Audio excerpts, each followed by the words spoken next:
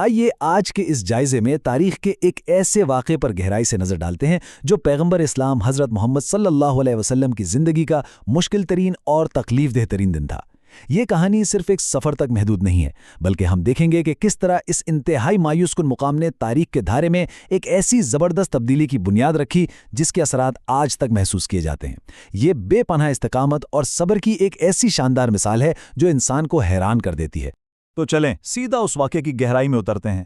ذرا ایک ایسے منظر کا تصور کیجئے جہاں کوئی اپنا آبائی شہر چھوڑ کر ایک انتہائی خطرناک اور غیر یقینی سفر پر نکلنے پر مجبور ہو جائے۔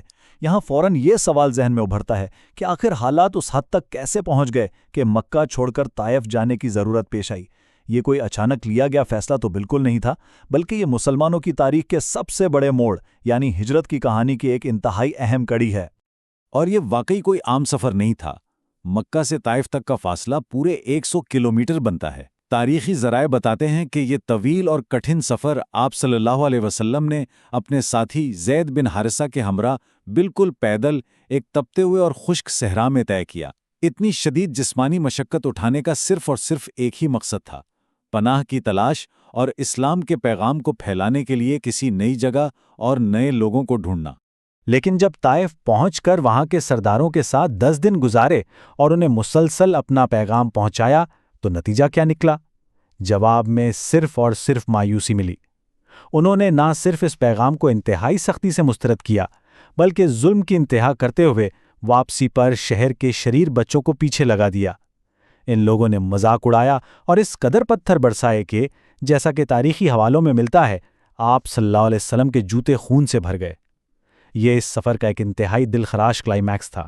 مگر یہاں ایک لمحے کے لیے رک کر سوچنا بنتا ہے، وہ کون سے ایسے انتہائی مجبور کر دینے والے حالات تھے جنہوں نے اتنے مایوس کن اور خطرناک سفر پر مجبور کر دیا تھا؟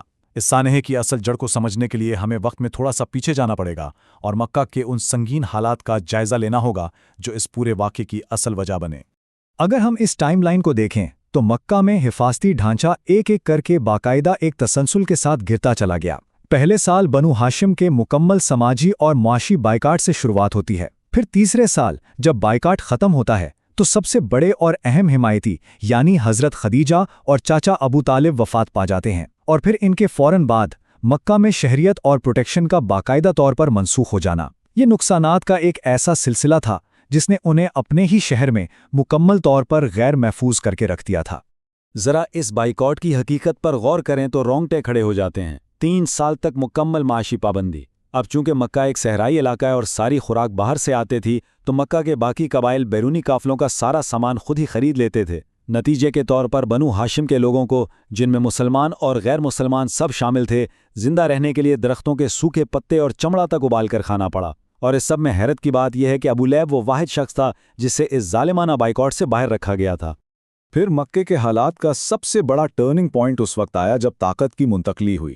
شفیق چچا ابو طالب، جو کہ ایک انتہائی مضبوط محافظ تھے، ان کی وفات کے بعد قبیلے کی سرداری ایک اور چچا ابو لہب کے پاس چلی گئی، جو بدقسمتی سے بدترین دشمن ثابت ہوا۔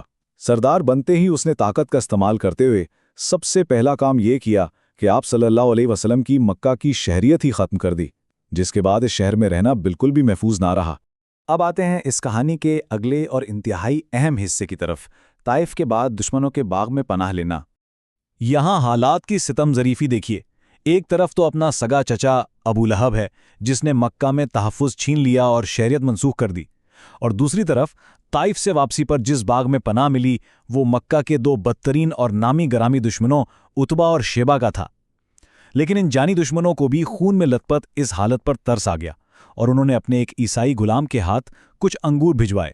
اس باغ میں ایک انتہائی خوبصورت اور جذباتی لمحہ پیش آیا جب اس عیسائی غلام جس کا نام عداس تھا نے انگور پیش کیے اور بتایا کہ اس کا تعلق نینوا سے ہے، تو آپ صلی اللہ علیہ وآلہ وسلم نے اپنے تمام دکھ اور درد بھلا کر اس سے فرمایا، تم میرے بھائی پیغمبر حضرت یونس کے شہر سے ہو، وہ بھی نبی تھے اور میں بھی نبی ہوں۔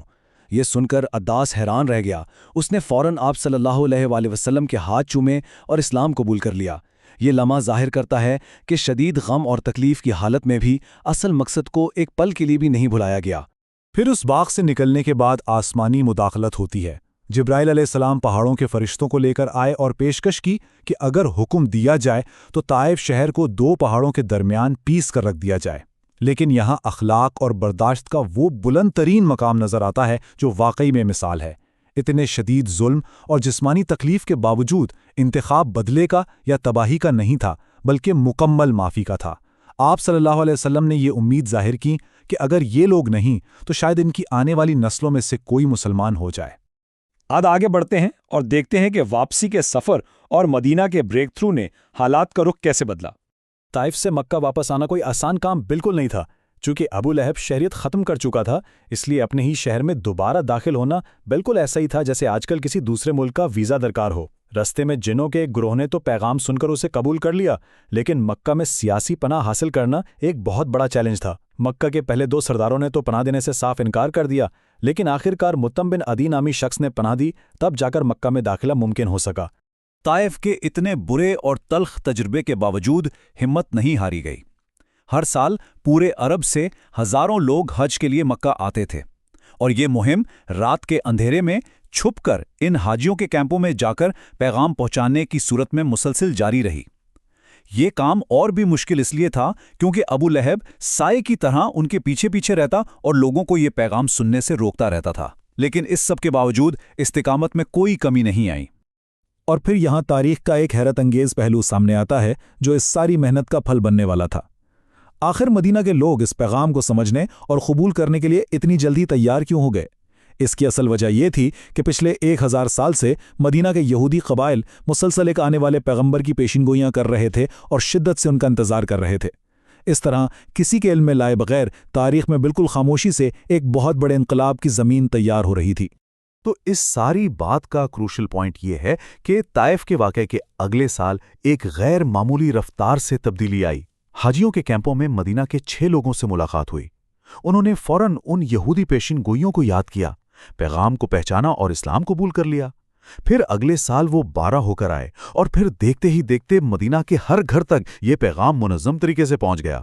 طائف کی اس قدر شدید تاریکی کے بعد یہ کامیابی کی ایک بہت بڑی کرن تھی۔ اب ہم اس جائزے کے آخری حصے کی طرف چلتے ہیں، حتمی انعام اور صلہ۔ اس حتمی انعام کو سمجھنے سے پہلے ذرا ایک بار ان تمام کٹھن حالات پر ایک ساتھ نظر ڈالتے ہیں جو یکے بعد دیگرے آئے۔